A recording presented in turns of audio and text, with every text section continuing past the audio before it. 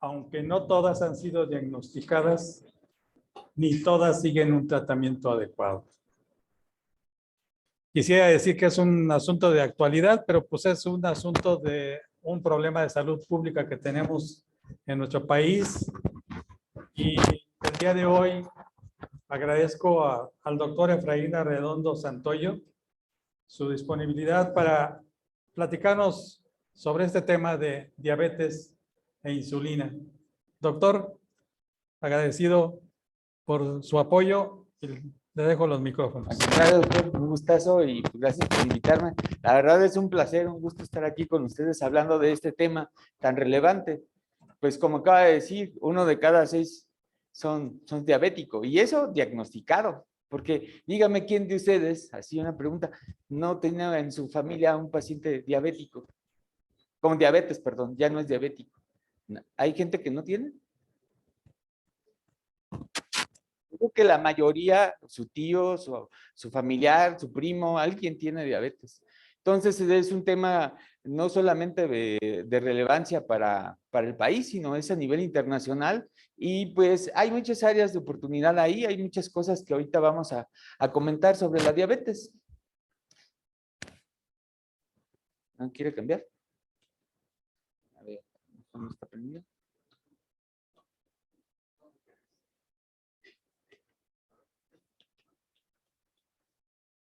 Sí voy a ocupar que tenga este...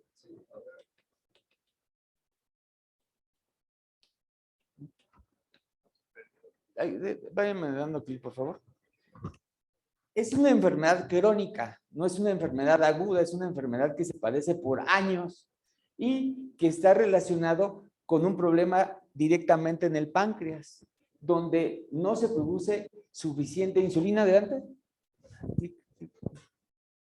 Y también, se desconfiguró. Cuando el organismo no produce suficiente insulina o no la produce en forma completa. Hay gente que no produce nada de insulina y hay gente que sí produce, pero no la cantidad suficiente o con la calidad suficiente para ser utilizada. Adelante. La que sigue. Y eso se traduce en hiperglucemia. El problema de la diabetes es un problema de elevación de glucosa en la sangre, pero secundaria a un problema con la insulina. Esa insulina, glucosa es el problema. Adelante. Y a eso le llamamos diabetes. Adelante. Y de acuerdo a la producción de insulina, si hay o no insulina, nos va a producir este tipo de problemas. La diabetes tipo 1 o la diabetes tipo 2, dependiendo de si hay o no. Inclusive una variante muy especial que vemos aquí muy a menudo en el hospital, que es la diabetes gestacional, que pues merece un tema propio, porque es todo un problema de resistencia a la insulina y un montón de hormonas que generan esta alteración adelante. Entonces, decía que hay diabetes tipo 1 y diabetes tipo 2. Adelante. La diabetes tipo 1 se caracteriza porque el paciente no produce nada, cero insulina. Y eso lo hace susceptible a tener una complicación que se llama cetoacidosis. Por eso, ¿cuál es el problema de un tipo 1? Es que es muy probable que si no tiene insulina y no le ponemos, ese se llama insulino dependiente. Ese paciente por fuerza tiene que recibir insulina. Adelante. Y es porque sus células, por algún motivo, de muchas causas, dejó de producir la insulina. Adelante. Ahí, adelante. Aquí vemos cómo el simbolito de la insulina es este moradito que se ve aquí. No lo vemos por ningún lado. Adelante. Tienen sus receptores de membrana, sus receptores GLUT4 y todo, pero aquí están los GLUT4, pero no hay nada de insulina. Entonces, este paciente, si no le ponemos insulina, se va a poner bien grave, le va a dar cetoacidosis. Es un tipo de diabetes que casi siempre se manifiesta en la edad, en los jóvenes. Por eso le llamaban diabetes juvenil, pero yo prefiero llamarle tipo 1, que no hay nada de insulina. Adelante. La diabetes tipo 2, adelante. Es un trastorno que se caracteriza por elevadas concentraciones de glucosa, pero, adelante, aquí hay una deficiencia parcial de insulina. Puede haber, sí hay insulina, sí hay, pero no es completa, no es la suficiente para abastecer los metabolismos del paciente. Adelante. Y que también, adelante. Adelante. Vamos a cambiar de señalador. Ah, ese sí, bien, bendito sea el Señor. Muy bien. ¿Estamos bien? Entonces les decía la producción y la acción. O sea, aquí sí hay insulina, pero la producción es baja, pero también está relacionada a la acción. Quiere decir que aunque haya a veces suficiente insulina, no tiene las características que debe de tener, no es totalmente adecuada y eso le llamamos la insulina, o que no bien, o también hay problemas en los receptores, no hay suficientes, están mal, entonces no embona. Y esa sí hay insulina, pero le llamamos diabetes tipo 2, porque sí hay insulina, sí hay, aquí lo vemos, los moraditos, sí hay, pero no actúa de forma correcta y no se expresa el receptor GLUT4 en la membrana de la célula. Aquí tenemos que sí hay, como lo vemos aquí, sí hay insulina, pero no se expresa correctamente y no se puede captar y los receptores GLUT4, que son los amarillos, no se expresan en la membrana. Y por eso este paciente tiene una deficiencia de insulina o por parte de los tejidos AIA, que no responde, o que sí tiene, pero no responde, y es susceptible de tratar con fármacos. Podemos darle todas las famosas clibenclamida, metformina, sitaglitina, todas las glicazonas, que ahorita han salido algunas, pero eso se puede manejar con medicamentos y también con insulina. Bien, ahí llega la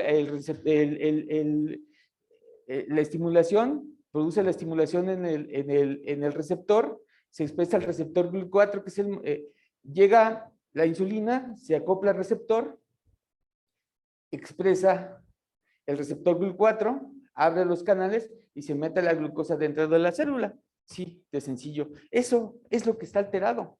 Aquí tenemos esa que desafortunadamente no me ayuda el cambiador. Tenemos aquí cómo la insulina llega al receptor, estimula, y esta estructura que es el receptor GLUT4 se expresa en la membrana y estos abren los poros y se mete la glucosa dentro de la célula. Y eso llega a las mitocondrias para ejercer energía. Ahí tenemos cómo es. Y vemos cómo llega la insulina.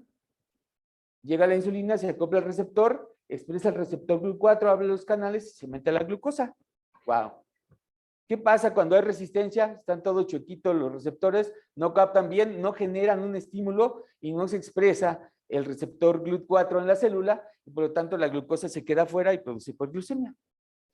Normalmente los parámetros para saber si alguien tiene hiperglucemia, lo primero pues, son los síntomas. Polidipsia, polifagia, poliuria, pérdida de peso y pues ataque de estado general y todo esto, ¿no? Entonces, pero ya te llegó tu paciente y le vas a hacer el estándar de oro para hacer el diagnóstico que es una glucosa en ayuno. La glucosa en ayuno debe de ser menor de 100, alrededor de 100 miligramos. Y ahorita vamos a ver que debe de estar entre 100 y 126.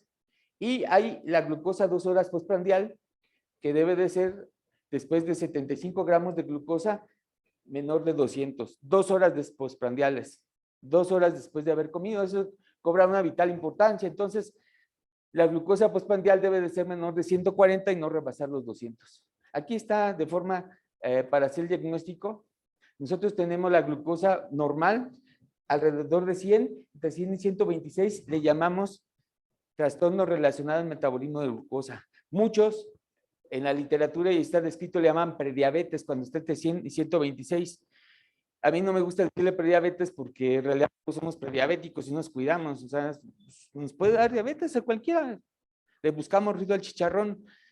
Entonces, aquí yo prefiero decirle trastorno relacional al metabolismo de la glucosa. ¿Qué hago ahí? Le digo, señora, cuídese como si tuviera diabetes. ¿Qué hay que hacer? Actividad física. Ahorita vamos a ver. Y alimentación saludable, cero estrés. Pero si ya sale más de 126 en ayunas, está diabético. Aquí está la postprandial. Esta es 2 horas postprandial, debe de ser alrededor de 140 miligramos por decilitro 2 horas después de haber comido. Si sale entre 140 y 200, también le llamamos trastorno relacionado al metabolismo de la glucosa o prediabetes y diabetes mellitus después de 200. Esos son los parámetros. Aquí lo puse de una forma muy elocuente porque quiero que vean cómo es el león. Cuando está entre 100 y 140, así, ese es el doctor Arredondo. ¡Eh! Ahí está, echando porras. Además que antes estaba cachetoncito. Entonces, si estamos entre 140 y 200, yo les digo que es como un león dormidito, como un león, no le hagan ruido, ahí déjenlo, es un monstruo, ahí lo tienen, pero no se salte, coma saludablemente, consiéntalo. ¿Por qué? Porque se le va a despertar, doña.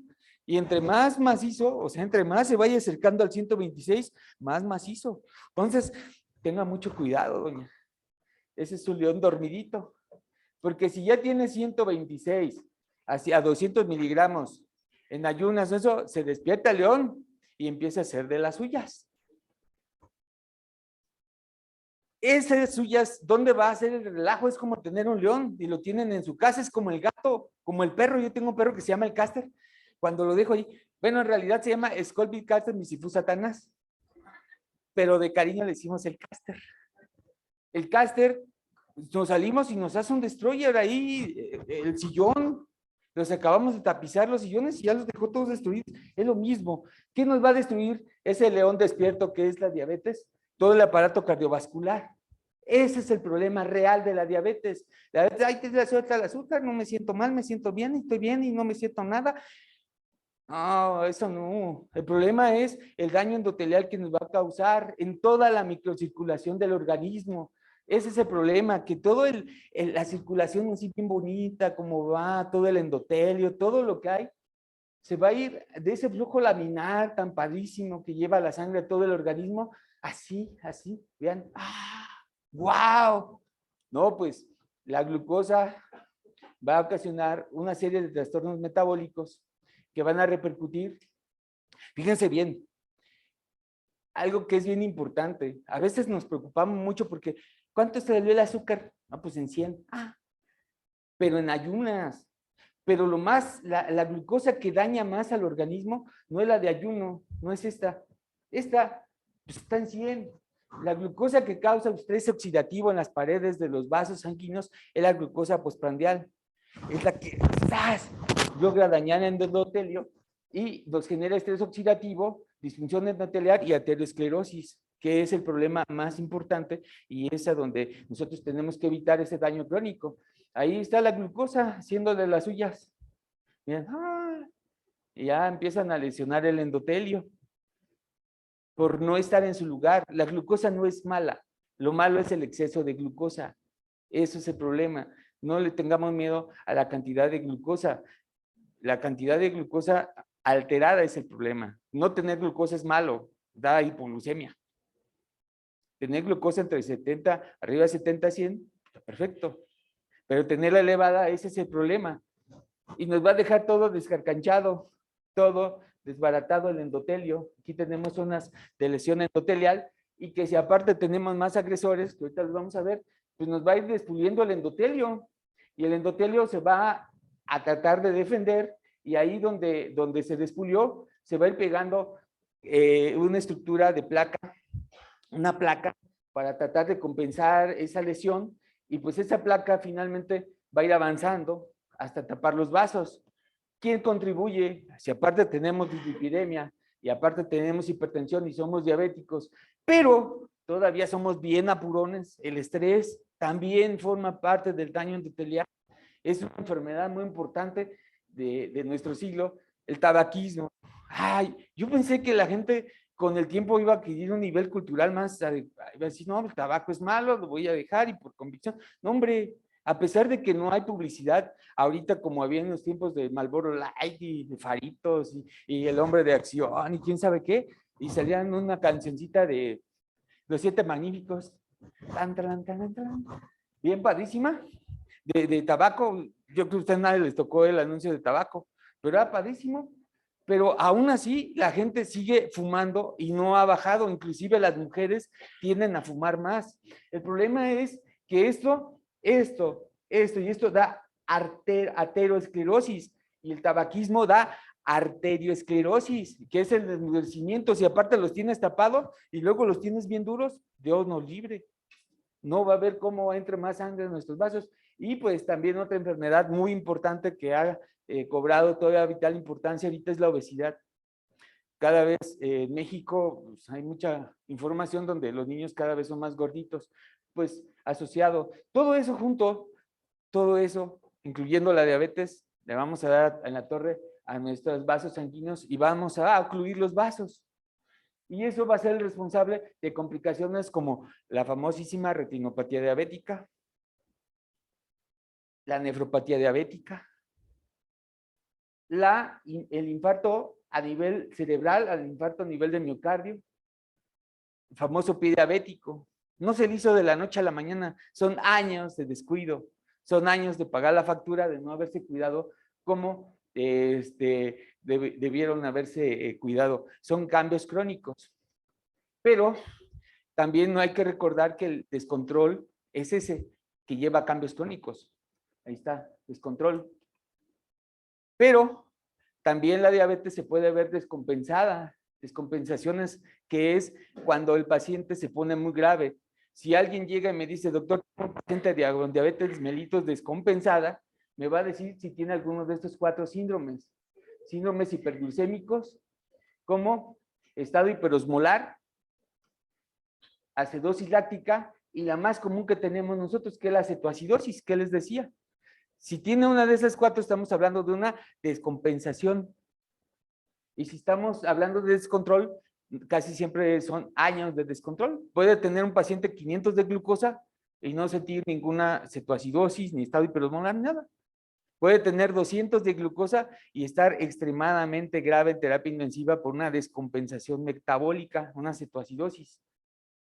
¿Por qué? Porque el problema es que no tiene glucosa, la tiene un poquito alta, 200, pero no la tiene donde la debe tener dentro de la célula y por eso da cetoacidosis. El problema de la cetoacidosis no es el exceso de glucosa como muchos pensamos. Hay que ponerle más insulina, ya le bajó la glucosa, ya, fiu, ¿no? El problema de la cetoacidosis es romper la cetosis porque hace falta insulina para que le ayude a meter la glucosa dentro de la célula. El tratamiento siempre va a ser con la insulina y la hipoglucemia. La hipoglucemia también es una descompensación muy, muy grave que si no se corrige, a pesar de que es muy sencilla, si no se corrige en forma oportuna, va a dejar a nuestro paciente con muchos problemas de salud, sobre todo a nivel neurológico, por la neuroglucopenia. ¿Está bien? ¿Hasta ahí? Entonces, lo que más vemos aquí, aparte, sobre todo jóvenes, cetoacidosis. Síndromes hiperglucémicos también llegamos a ver, acidosis láctica. Todo esto está relacionado al estilo de vida. El estilo de vida saludable ha ido cambiando. Cada vez cambia la tecnología, cambia los sistemas, ya no tienes que ir al banco, estar ahí parado 2 horas y diciendo alejetas a la señorita que está ahí enfrente y todo.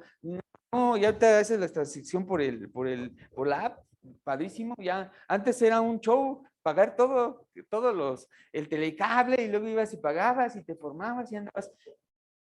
Pero eso, yo no estoy hablando de hace, ¿qué será?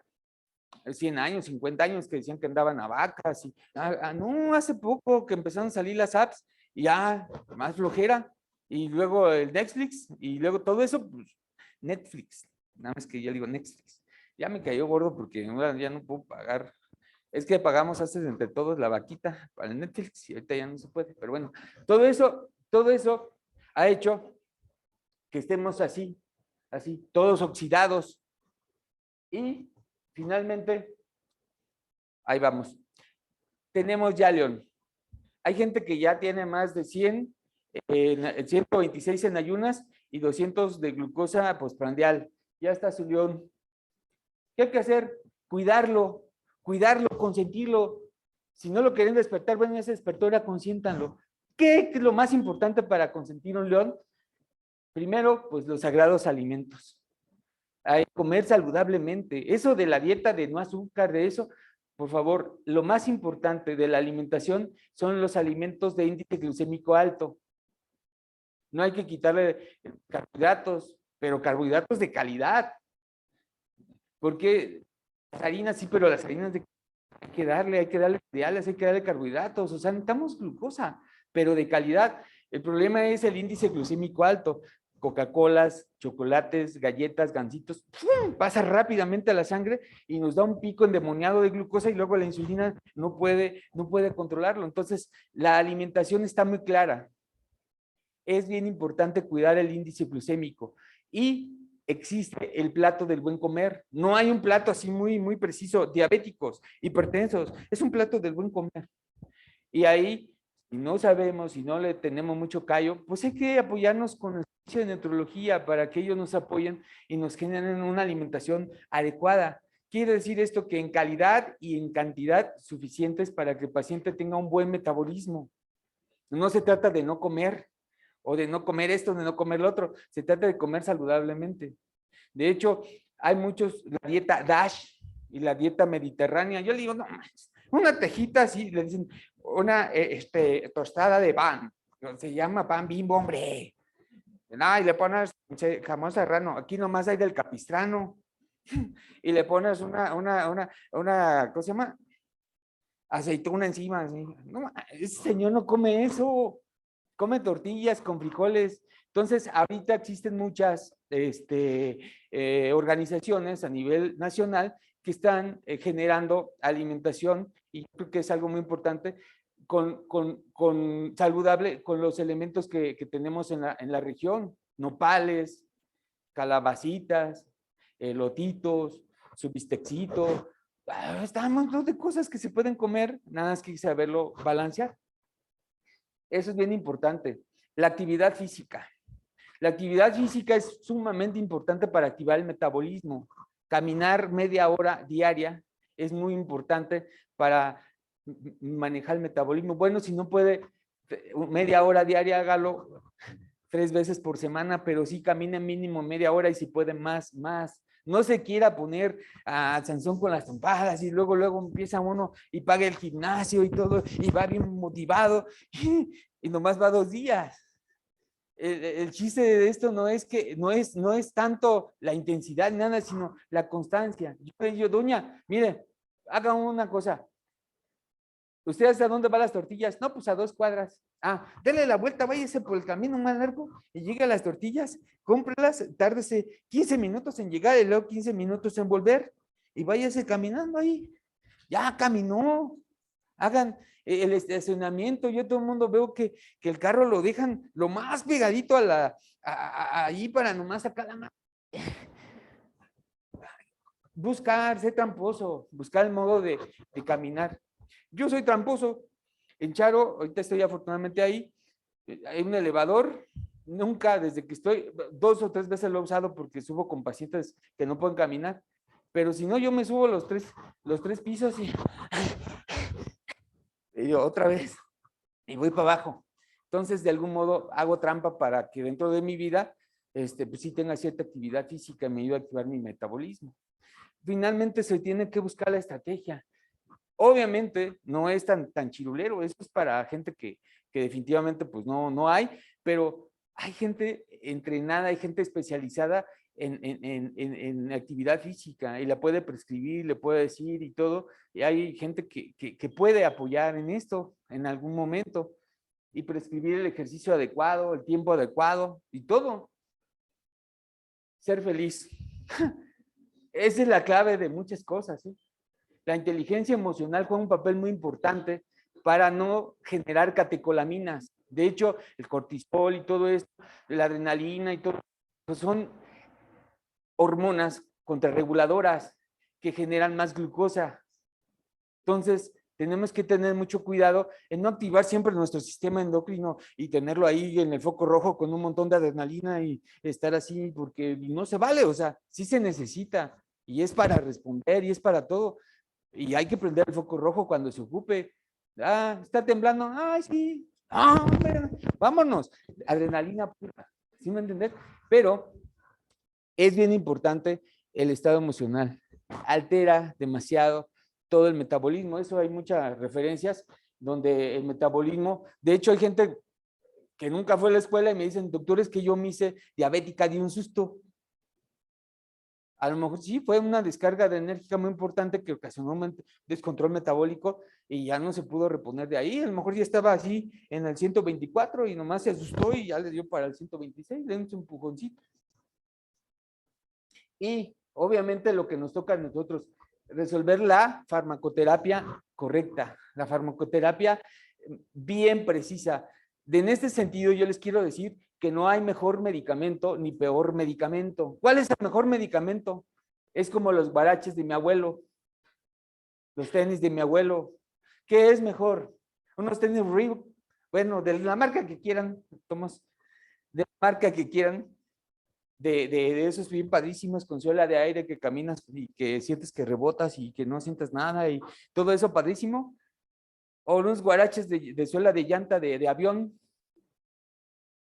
Y más si son del avión de ese que rifó López Obrador. No lo sacamos, claro. ¿Sí se bien? Bueno, sí, pues, pero. Sí, sí está, sí está, pero pues quién sabe cómo está el asunto. Finalmente, ahí es que estoy en internet, luego voy a llegar a oídos. Bueno, si queda aquí entre nosotros está bien. No, sí, si nos ganamos el avión y se hizo una sala de hemodinamia y ahí está. Es bien importante cuidar, ¿por qué se regresó tanto? Los medicamentos. Les decía, es bien importante, no el más caro es el mejor. Por ejemplo, yo le llevo los tenis Reebok a mi abuelo y ¿sabe qué hacía? Le cortaba la punta porque decía, me sudan los pies, hijo. Decía más pero y le hacía sus agujeros y se iba al campo y los traía bien llenos de lodo y, ay, abuelo, 2, 3 días le duraban bonitos, o menos, no, menos. En cambio, le daba sus guaraches que compraba ahí en Tacámbaro, se los llevaba, ¿verdad, doctora? Se los llevaba, mira, abuelo, ten, ay, y se iba y hasta, ¿cómo se llama? Y hasta dominaba y tenía novia y bien galán, mi viejo. Entonces, si yo le pongo esos guaraches a Ana Gabriela Guevara en sus buenos tiempos, no va a ganar las carreras, a menos de que sea la Tarahumara. Y si yo le pongo esos tenis a Vicente, que ya se murió, a Vicente Fernández, pues no me parece charro. Que de la moda lo que te acomoda, por eso somos médicos y por eso somos un equipo y no vamos a hacer recetas de cocina, sino formaría que todos los diabéticos, todos los hipertensos, todo, a cada quien le tienes que hacer un traje a la medida y de acuerdo a lo que necesita. Entonces, por eso existe una gran variedad de medicamentos que nos ayudan a seleccionar la terapia adecuada.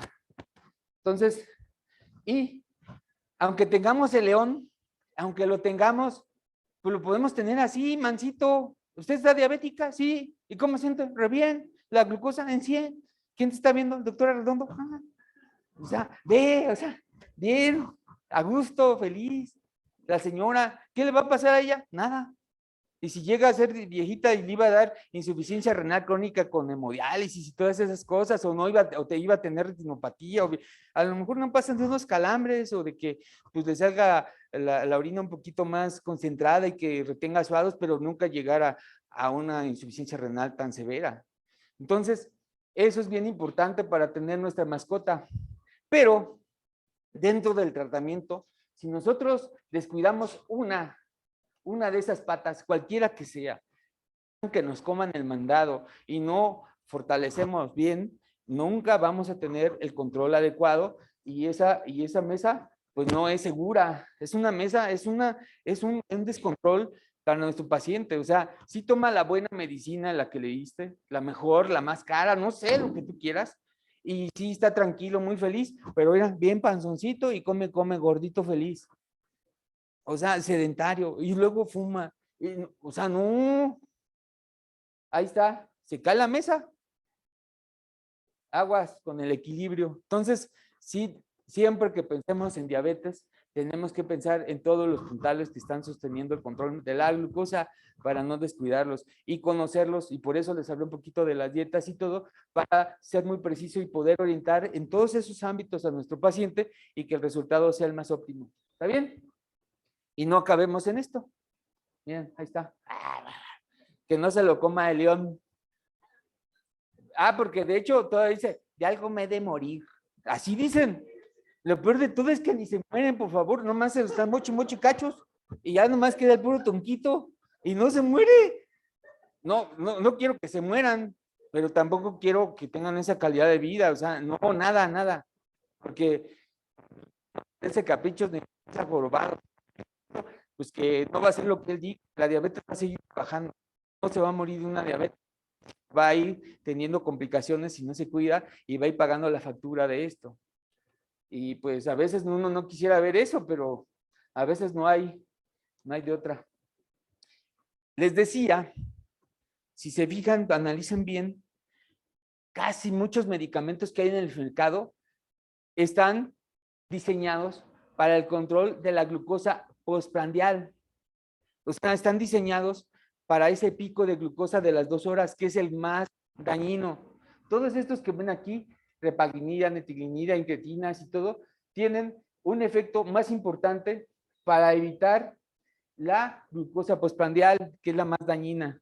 Por eso es bien importante conocer los medicamentos y saberlos prescribir. ¿Por qué? Porque muchos son diseñados para ponerse a las 2 horas postprandial. O sea, yo siempre le digo, doña, cuando usted empiece a comer, se toma, perdón, ve su plato ahí servido, se toma sus pastillitas, que son algunas de estas, y empieza a comer. ¿Y ya para qué? Para que vayan en armonía y ejerza su efecto a las 2 horas postprandial. Por eso casi siempre en el postprandio, es que mire doctor, yo me tomo la pastilla cuando me levanto a las 6 de la mañana y me pongo y ya cuando voy a comer ya siento re feo, me ando mareando y ya voy y como lo que puedo porque siento hasta me tomo una Coca-Cola porque se me baja re feo el azúcar. Pues sí, doña, pues, se la toma a las 6 y desayuna a las 10 de la mañana y esas ya hicieron lo suyo. Ya controlaron el pico, ¿y quién le va a controlar el pico? Ya nadie, ¿sí me va a entender? Es bien importante conocer la farmacocinética y la farmacodinamia de los medicamentos y sus vidas medias, sobre todo, para poder saber cómo sincronizarlos con los alimentos. Ahorita vamos a ver. Hay muchos medicamentos en el mercado con las sulfonilureas, que la más común es la glibenclamida, las metilinidas, la meformina, las tesolinedionas. Estas actúan directamente en el páncreas. Estas actúan directamente en el páncreas para que, órale, produzca más. Y lo estimulan. Y estos hacen a los tejidos más sensibles para que esa insulina que se produjo pueda funcionar. Yo le digo que es como aceitito para las chapas, ahorita le voy a explicar.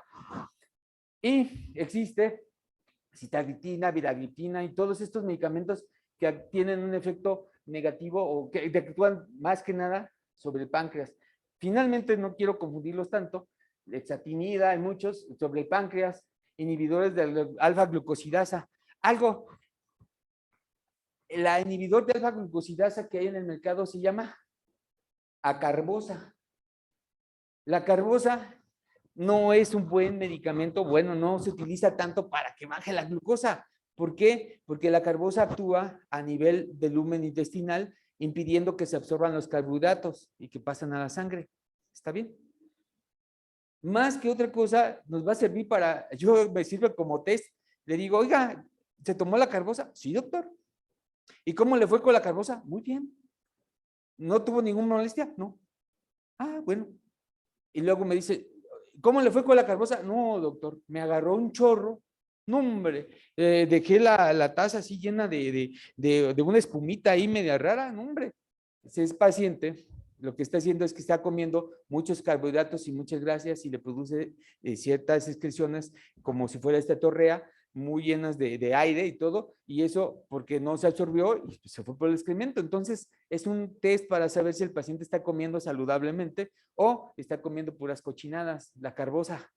¿Sí me entender? Sí sirve, pues, a cierto punto, pues si no absorbe carbohidratos, no pasa nada al torrente y actúa como si fuera índice glucémico bajo y todo esto. Pero la carbosa ayuda también a eso. Pero si se fijan, todos esos esfuerzos están relacionados con esta parte. Ahí.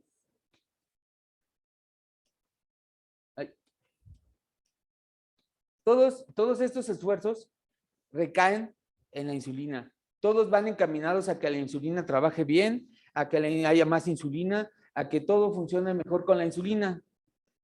La tendencia que viene desde hace muchos años, es a perderle el miedo a la insulina. Todo el mundo, pues usamos glibenclamida, metformina, y glibenclamida con metformina. Hay muchos medicamentos orales, pero la insulina nos ofrece muchísimas ventajas, porque acuérdense que el problema es de la insulina. Obviamente sí le podemos dar hipoglucemiantes orales y todo, pero lo mejor sería que no dejemos la insulina así como cuando le dicen al niño, si no te postas bien, te va a llevar el cuco. Ah, te voy a llevar con el doctor para que te pique. Así les dicen, no, doña, no le diga eso. Un día yo estaba en una comunidad allá por Tacámbaro que se llama Aramútaro. Ahí estaba con una niña, así, y bien, así, pues el doctor Arredondo, así bien campechanín. ¿Qué onda? ¿Y eso qué? Y de repente dicen, oiga, doctor, y que le digo, ¿qué pasó? Y el niño, ¡ah! Se escurrió así como si fuera así bien, de gelatina, así se escabulló, y me veía con un terror. Dijo, yo no pico, no soy un alacrán, no soy un animal de ponzoña, no pico. Es lo mismo con la diabetes. Los médicos le dicen a su paciente, si no se cuida, don, le voy a poner insulina. Y eso empieza a los pacientes, ay no, sí, me va a poner insulina. Y empiezan a agarrarle, a tenerle miedo a algo que no es para temerle. La insulina no es lo último, como muchas veces dicen, la gente todavía, a pesar de esto, tiene el tabú de decir, insulina, ay, pobrecita. Mejor dile al doctor que te diga la verdad, ya te vas a morir. No, la insulina es lo mejor. Cuesta todavía mucho trabajo cambiar esa cultura, aunque yo en los últimos años ya he visto más apertura. ¿Por qué? Porque ya hay muchas pastillas y le dan puños de pastilla. El señor dice, no, mejor un piquetito. Sí, y así ya ha ido cambiando. Pero la insulina juega un papel muy importante. Si ustedes ya tienen glucosa postprandial dominante, siempre, la glucosa postprandial casi siempre sea alta, a lo mejor tienen 100 de preprandial, pero la postprandial ya está arriba de 300 y todo, ya mejor le voy a dar insulina. Si el proclimente está contraindicado, hay pacientes que tienen infartos, que tienen problemas de salud y por algún motivo está contraindicado los hipoglucemiantes orales. Insulina, ya tenemos. Pacientes con microalbuminuria, ya no se esperen a darle pastillitas, a ver si le tira, a ver si se le quita la microalbuminuria, ya, don, porque está tirando proteínas en la orina, hay que darle insulina para su control de su diabetes. Fase aguda del infarto, no, hay pacientes infartados y que son diabéticos y como le dijeron que la metformina de por vida, todos al 15 y tome, espérese pues, esto ocurrió por un mal control, hay que controlar su glucosa y hay que darle, y el metabolismo cambia. Esto de la diabetes gestacional, hay algunas referencias donde dicen que los hipoglucemiantes se pueden dar y que quién sabe qué, y todavía le siguen buscando esa seguridad de los hipoglucemiantes orales en las pacientes embarazadas. Pero yo le digo, no hay que pensárselo tanto, o sea, ¿qué quieres? ¿Tenerla bien controlada? Pues dale insulinita, no tengan miedo. Es algo importante. Y todo aquel paciente que no se logre una hemoglobina glucosilada menor de 7, necesita insulina. Con eso es muy importante para decir, ya mejor le voy a dar insulina. Y no estar amenazándolo con que se cuide, con todo. No, es una prescripción bien clarita para poderle dar insulina. Si ya tiene daño a órgano blanco, si ya no ve bien, si ya tiene algo de catarata o de retinopatía, y si ya tienes... Miren, yo conocí pacientes que tenían 2 glibenclamidas en la mañana, 2 a mediodía y 2 en la noche, con una metformina, otra metformina, pioglitazona y acarbosa. Y todavía le digo, doña, ya aquí está la insulina. Ay, doctor, es que me va a dejar ciega. Le digo, y no se controla y tenía 400 de glucosa. El problema es que ya no hay insulina. Y la insulina ya no está surgiendo, digo, no hay un buen respuesta al tratamiento. Casi siempre los pacientes que van a ser intervenidos, de preferencia, los dejamos en ayuno, entonces no hay que dar hipoglucemiantes, simplemente se hace el control con el esquema de insulina. Y simplemente si no logras las metas, mejor piensa en insulina. El tratamiento con insulina intensivo y si logras tener un buen control, si el paciente ya iba encarrerado, ya tenía cierto daño, tú logras disminuir las complicaciones microvasculares en un 12%, o sea, lo construido, el daño hecho, a lo mejor si lo controlas bien y todo, puedes retrocederlo y mejorarlo. Entonces la insulina logra reducir la incidencia de complicaciones micro y macrovasculares, teniendo un buen control de la hemoglobina glucosilada. Entonces, es muy importante. Se dice que de tu población, de la gente que está diabética, de los que tú manejas, deberías de tener, para tener un buen control, un 40% de los pacientes con diabetes tipo 2. Los tipo 1, ahora sí que dicen, sabe a huevo, huele a huevo, y a fuerzas tiene que tener insulina, a fuerzas. Entonces, los diabetes tipo 2 pueden tener hipoglucemiantes orales, pero si tienes una población, se recomienda que a lo mejor el 40% de población que pudieras manejar con hipoglucemiantes orales, y si no, es mejor, insulinízalos. Hay algunas referencias con cifras a nivel internacional. El mundo, vean cómo está. Bélgica del 40, 14, 26.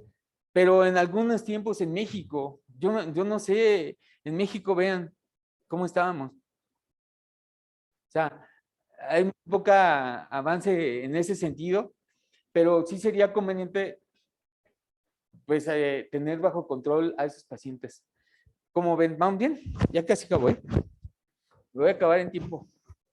El páncreas es el órgano fabricante de la insulina. La insulina se produce ahí. Esto me acuerda mucho al doctor Arismendi Padilla, me decía, dibújame ¿sí era él? No me acuerdo, no me acuerdo quién me dijo, dibújame el área hepatopancreático duodenal. Yo, ¿la qué? En primer año de medicina. Digo, ahí está, tan fácil que era. Área pancreático duodenal. Hepático pancreático duodenal. Bueno, el páncreas está constituido por unos acinos que le llamamos de secreción endocrina y secreción exócrina. Ahí están los famosísimos islotes de Langerhans. Los islotes de Langerhans en el páncreas están constituidos por 3 tipos de células principalmente: las células alfa, las células beta y las células delta. Las células más predominantes son las células, las naranjas, las células beta. Las células beta producen insulina, las células alfa producen glucagón y la somatostatina se produce en las células delta, somatostatina. Células alfa, glucagón, células beta, insulina, y las células delta, somatostatina. Finalmente, lo más importante de las islotes de Langerhans es que están diseñados para producir insulina. Ahí está, miren cómo se produce y cómo fluye entre los canalículos, y la producción más importante es de insulina. Y también no olvidemos que tiene una secreción exócrina. Entonces, todas esas células forman cadenas peptídicas en el aparato de Golgi. Esas cadenas peptídicas se van y se pliegan, se terminan de sintetizar en el retículo sacroplásmico, y de ahí ya sale una cadena, así como esta, una tira larga, plegada por 2 cadenas de disulfuro, a la cual le llamamos proinsulina. Es una cadenota, y para hacerse insulina se le quita un péptido, se le quita un cachito, que es el péptido C, y nos deja 2, que es el péptido A y el péptido B. ¿Está bien? Ahí está, mira. Aquí está el núcleo, aquí sale la preinsulina, que está del aparato de Golgi, pasa al retículo sarcoplásmico, se forman las vesículas y van capsulando. Si se fijan, aquí tiene toda una cadena completa, está completita, y tiene 3 puentes de sulfuro, así, y ya cuando va a salir, se le quita un péptido, que es el péptido C, y queda solamente el péptido A y péptido B. Esto es bien importante. Muchas veces, muchos de los que estamos aquí no nos queda claro el concepto del péptido C. Si ustedes quieren saber si una persona produce o no insulina, pueden medir la insulina. Saber si tiene insulina en sangre, pues ya saber cuánto tiene, y ya saber si tiene poquita, mucho o no. Pero hay veces que le estamos poniendo insulina. El paciente le estamos aplicando insulina y no sabemos si la insulina que estamos midiendo es la que le estamos poniendo o la insulina que él produce. ¿Se acuerdan aquello que dice hojas por aquí, hojas por allá? ¿Me vale sombrilla aquí comiendo tamales? Es lo mismo. péptido C, péptido C, péptido C, a mí me vale sombrilla, aquí hay insulina. ¿Sí me va a entender? Es la basura, que, bueno, no la basura, pues es el vestigio que dejó la producción de insulina. Quiere decir que si hay acerrín y están ahí con viruta, pues sí están haciendo muebles. Entonces, si hay péptido C, quiere decir que sí está produciendo la insulina. ¿Está bien? Para eso nos sirve, para saber si el paciente es productor de insulina. Les digo, esta es la preinsulina, la preproinsulina que tiene este segmento. La señal, aquí pierde esa señal y ya queda, se pierde esto y queda la proinsulina con sus 2 puentes disulfuro, 3 puentes disulfuro, y aquí ya no tiene el péptido C y ya queda la cadena A y la cadena beta. Ahí está, toda completita, y ahí está una molécula en otra forma. Este es bien importante. Todos esos péptidos y todas esas cadenas se almacenan en vesículas que se produjeron con la pielecita del aparato retículo sarcoplásmico para formar vesículas. Y ahí están en un depósito. Todos los días tenemos depósito de insulina para poderse liberar cuando la ocupemos. Y sale en esa forma, ahí están los cortes donde se pierde el péptido C para generar una cadena con 30 aminoácidos en la cadena beta y 21 aminoácidos en la cadena alfa. Son 51 aminoácidos en total. Esto es bien importante también, ese acomodo de aminoácidos, y las puentes disulfuros son bien importantes porque eso le van a dar una estructura especial que es del funcionamiento de la insulina. La insulina viene de isla. ¿Qué es una isla? Una isla de 51 aminoácidos. Aquí están 30 y 21.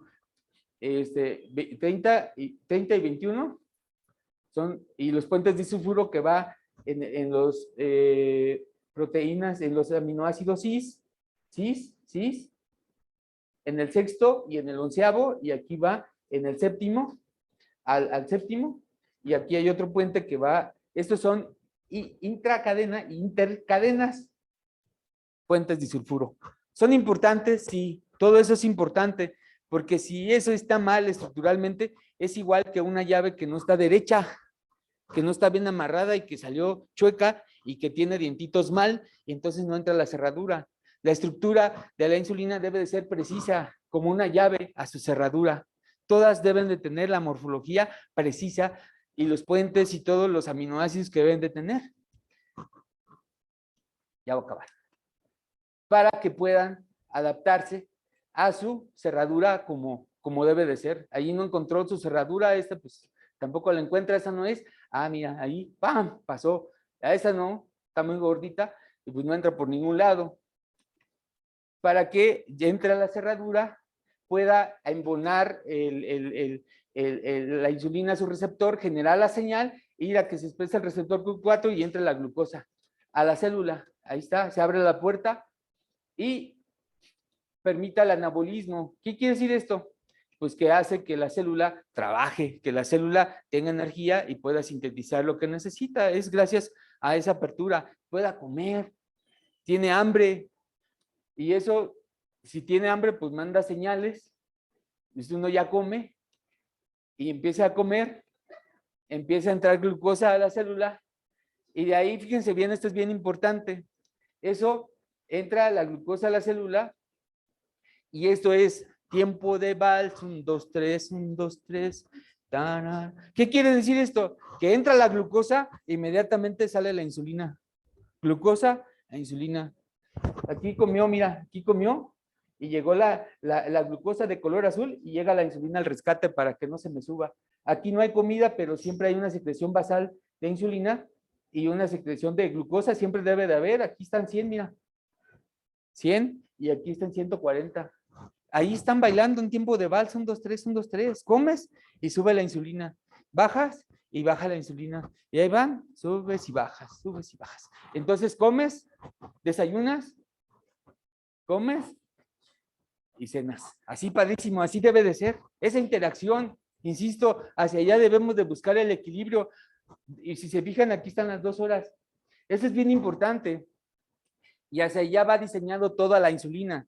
La insulina está diseñada para ese emparejamiento con la glucosa, con la comida. Y eso nunca se nos debe de olvidar. Y por eso debemos de conocer la insulina, cómo actúa, porque aquí está, miren, cómo tiene una secreción en el desayuno y luego una basal cuando estamos sin desayunar y luego otra vez comemos y luego una basal después de la comida y luego cenamos y luego una basal. Esta es la insulina, así se comporta, esa es su curva de secreción de la insulina. Entonces, la insulina tiene una fase aguda para cuando comemos y su pico máximo es a las 2 horas y una fase latente que es para controlar el periodo de los 100. Este es el de los 140 y este es el de los 100. Ahí tenemos, casi todos tenemos esas dos fases, bueno, todos los deberíamos de tener, y la producción de insulina es de 0.2 a 0.5 unidades por kilo por día. Por eso siempre calculamos la insulina sintética entre 0.2 y 0.5, en promedio 0.3. ¿Sí me va a entender? ¿Cuánto pesa usted, doctora? Sí. 62 por 0.3. 60 por 3, 18. 18 unidades le tocan de insulina al día. Es produce. Entonces, así es como se genera. Entonces, siempre lo que pasa con los pacientes sanos es que generan cierta secreción de insulina muy buena. Aquí están las unidades de insulina, lo que producimos en la mañana, a mediodía y en la noche, y como un paciente diabético tipo 2, porque si fuera tipo 1 nada más tendríamos una raya así que no hay insulina, pero un tipo 2, sus picos mejor no son tan adecuados, no son los necesarios, y ahí es donde debemos nosotros de fortalecerlo, saber en qué momento le vamos a apuntalar para generar más insulina. Esto es bien importante. Acuérdense, los alimentos de índice glucémico alto, como son los carbohidratos, las papas, el arroz, la chocolatina, los bollos, van a generar una secreción muy rápida de insulina. O sea, va a pasar rápidamente a la sangre, se llama índice glucémico alto, y también va a demandar una respuesta muy rápida de insulina. Por eso es muy difícil controlar a los chivos cuando están bien todos así y se metan rápido y todo, que algo que son unos chivos más calmaditos, son unos borreguitos, se meten y ya los controlas, y por eso la alimentación debe de ser con índice glucémico bajo para poder tener un buen control. Y pues, bueno, aquí es bien importante lo que les decía, la morfología de la insulina. Faltan 3 minutos. La estructura molecular de la insulina que vaya acorde con la glucosa para que abra la puerta y exprese los receptores y se meta la glucosa dentro de la célula y puede ejercer una función bien alta y generar todas las actividades dentro de la célula. La insulina no tiene mucho. En 1869, Langerhans descubrió los islotes. En 1869, Minkowski hizo una pracandonomía en perros y dijo, cañón, les da diabetes. Y en 1900 el extracto se manejó del páncreas. Pero lo que quiero decirles es que entre 1916 y 1920, Paulesco pudo extraer la insulina y usarla y aplicarla. Fíjense bien, están hablando de la Revolución Mexicana, tiempo de Pancho Villa, tiempo de Emiliano Zapata. O sea, la insulina tiene esa época que empezó ya a funcionar un poquito más, y hasta 1922 Banting y Weiss extrajeron páncreas y empezaron a controlar, porque antes por eso puse Pancho Villa, si a Pancho Villa le diera diabetes, le hubiera dado diabetes, ya no hubiera sido lo que fue. Vean las fechas. Y ya otra cosa, fíjense la maravilla de la insulina. Leonard Thompson fue el primer paciente que recibió a los 14 años, en 1922, insulina. Estaba con una glicemia de 3 a 5 litros de orina por hora, dieta entre 540 a 450 calorías, lo normal son 2000 calorías. Bueno, se redujo en 100 miligramos por decilitro la glucosa, y ahí Thompson, fíjense hasta cuándo vivió, hasta 1935, llegó a ser alguien que si no le hubieran puesto esa insulina en ese momento, en esa etapa de esos días, se hubiera muerto. Gracias a este desarrollo de esta insulina de Banting y Weiss. La insulina actualmente, pues, nosotros tenemos, eran de vacas y puercos. Y ahorita ya se acabó, eso no existe. Insulina porcina y bovina, no. Existen las insulinas humanas. Ahorita la tecnología es para generar también análogos. Ya nada más voy a terminar con esto. Estas humanas y los análogos es como los humanos y los hombres X-Men, los superhéroes, todo lo que está de moda. Porque se vuelven ultra rápidas, rápidas, intermedias, lentas, ultralentas. Y ahorita la insulina se obtiene a base de biotecnología con Escherichia coli. La Escherichia coli tiene una gran ventaja, que tiene una estructura molecular de su ADN en forma de círculo. Entonces, ese círculo le puedes quitar un fragmento, sacar un fragmento del gen de la célula beta, incrustárselo, insertárselo el DNA, y con eso modificar su DNA, y en vez de producir toxinas, ese DNA modificado, esa estructura molecular, en vez de producir toxinas, te produce insulina y muchas sustancias que tú quieres tener. Por eso ya no son así, y así es como produces insulinas humanas. ¿Está bien? Las insulinas humanas tienen dos velocidades nada más. Las rápidas que corren y las lentas que caminan. Las rápidas son lo normal. Para hacerlas lentas, para hacerlas más lentas que la NPH, le ponen zinc, por eso es blanquita. Para hacerla más lenta, a la rápida. ¿Está bien? Pero ahí está, miren. Esta es la blanquita, ven cómo está. Blanquita porque tiene zinc. Por eso es NPH o intermedia. Esa corre y esa camina. Pues esta es la rápida, esta es la lenta. Pero en 1990, en los 90 surgieron estas. Ya nada más les quiero decir esto. ¿Por qué se llama Lispro? Si se fijan, les decía bien importante las cadenas peptídicas y los aminoácidos que tienen. Si normalmente es pro-lis, pero nada más con invertir los aminoácidos, el lis en el pro y el pro en el lis, se llama lispro, y con eso ya le hicieron ultra rápida. Y igual la aspar, le quitaron esto, le pusieron aspar, insulina aspar y insulina glulicina, le modifican los aminoácidos, le cambian de lugar y le dan ciertas ventajas y propiedades. Y eso es lo que hace que las insulinas sean diferentes y se conviertan en superhéroes. Y estas surgieron como en los 90, los ultra rápidas y las ultra lentas. Y ya, pues nada más por último, pues hay que saberlas combinar.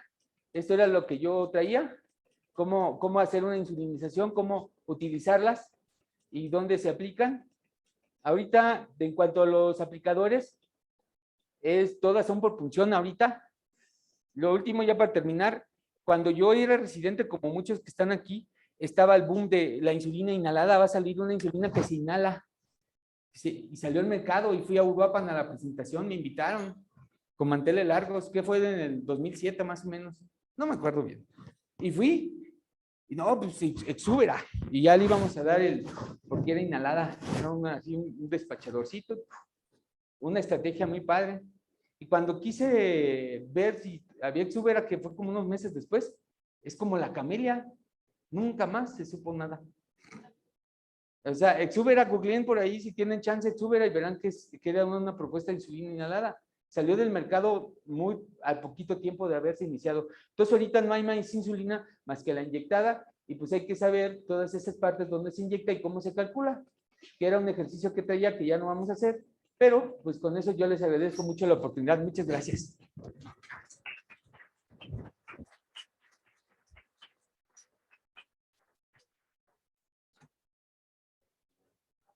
Considero que hemos asistido a una sesión que nos ha explicado no con peras y manzanas, sino con chiles y tomates para que lo entendamos mejor el manejo de las insulinas.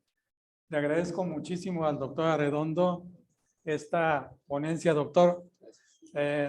Creo que es válida para estudiantes, para pasantes en servicio social, para cualquier público que escuche esta explicación del manejo de las insulinas. A nombre de la dirección de este hospital y de la jefatura de enseñanza, me permito hacer la entrega de su constancia como agradecimiento por esta plática. Muchísimas gracias. Muchas gracias, señor.